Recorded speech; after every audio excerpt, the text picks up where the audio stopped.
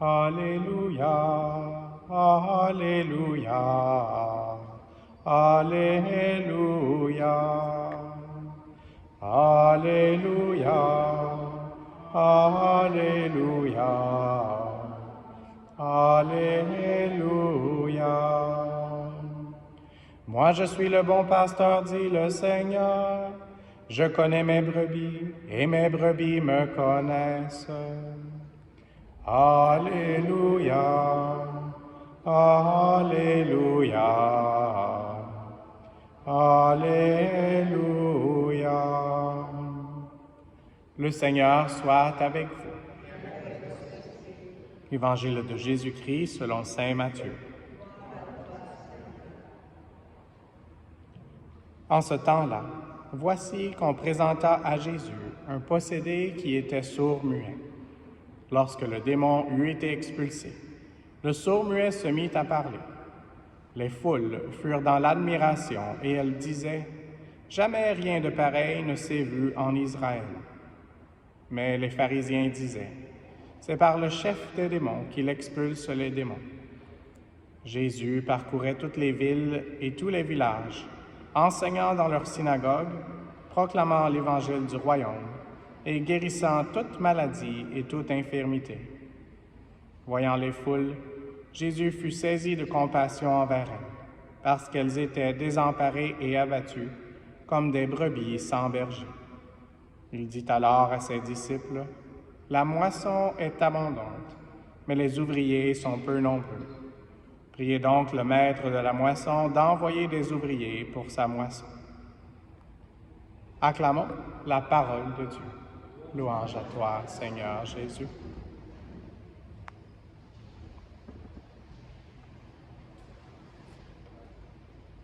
Donc, des très belles lectures aujourd'hui, qui sont les lectures du jour, qui ne sont pas les lectures spécifiques à ce grand saint qu'on célèbre, Saint Benoît, mais des lectures avec lesquelles on peut faire un lien avec la vie de Saint Benoît.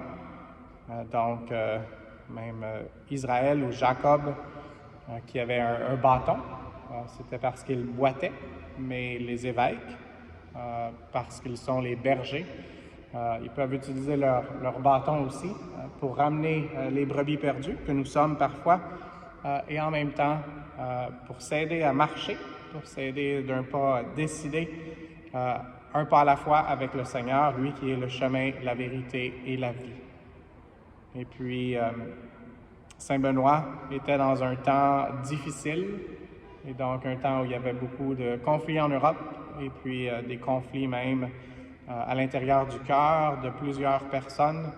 Et donc, il était dans un sens comme un berger, dans un temps où les gens étaient, comme dans cet évangile aujourd'hui, désemparés et abattus.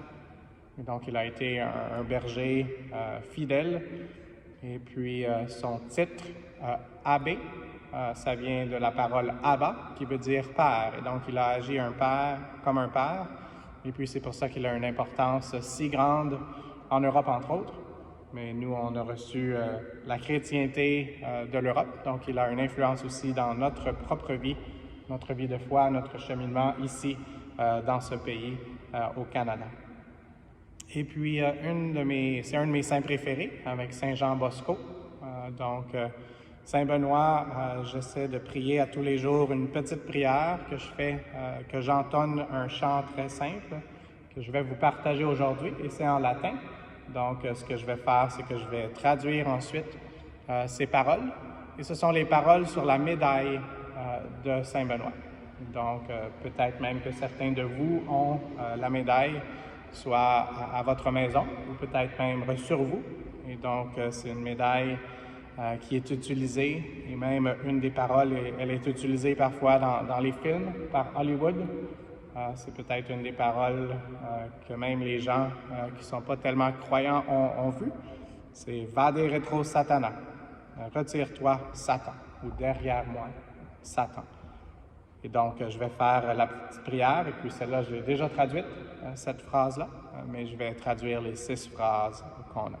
Alors, recevons ça comme une prière, et sur la médaille de Saint Benoît, la première parole, c'est la parole « paix », « pax ». Alors, demandons au Seigneur de nous aider à recevoir la paix et puis à partager cette paix avec les gens qui en ont le plus besoin. Crux sacra sit mihi lux, non draco sit mihi dux, vade retro satana. Numquam suade mihi vana, sunt malaque libas, ipse venena vibas. Donc, parfois, je me répète cette prière qui sont textuellement ce qui est sur la croix du Saint-Père Benoît. Et donc, en commençant, Crux sacra sit mihi lux, ça veut dire que la Sainte Croix soit ma lumière.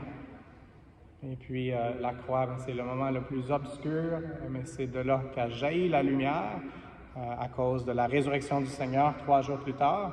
Et c'est de là que rejaillit notre propre vie. Et puis que la mort, quand on ferme les yeux, quand on est dans la noirceur, qu'il veut nous permettre de voir la lumière de son visage et puis d'être avec lui pour l'éternité.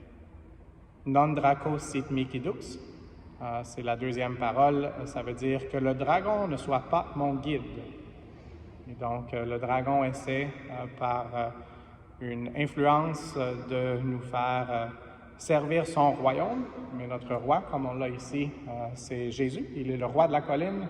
Et donc on fait cette prière avec Saint Benoît pour qu'on puisse vraiment suivre Jésus comme notre guide, Jésus comme notre bon pasteur.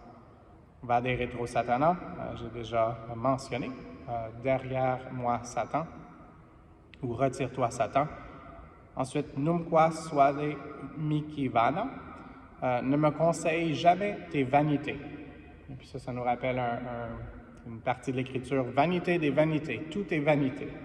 Alors, c'est pour avoir notre priorité sur le Seigneur, sur les choses qui perdurent, sur les choses éternelles.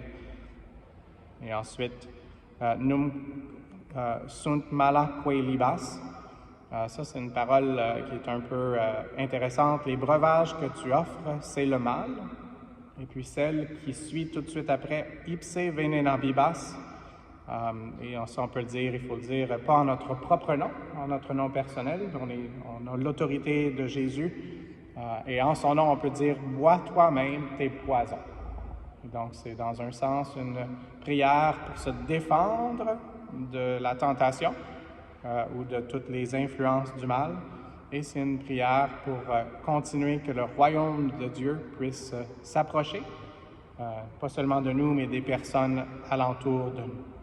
Alors, si vous êtes intéressé, notre homélie est sur YouTube, donc vous pouvez soit avoir une meilleure mélodie que la mienne, ou vous pouvez essayer d'écouter et puis essayer de répéter ces paroles. Nous demandons à Saint Benoît de nous aider, de ne pas avoir peur de l'ennemi, et au contraire, d'avoir la paix que seul Dieu peut donner, et puis qu'il soit vraiment notre guide, que sa croix soit vraiment notre lumière, et puis qu'avec cette paix, on puisse faire en sorte que le royaume de Dieu soit sur la terre comme au ciel. Amen.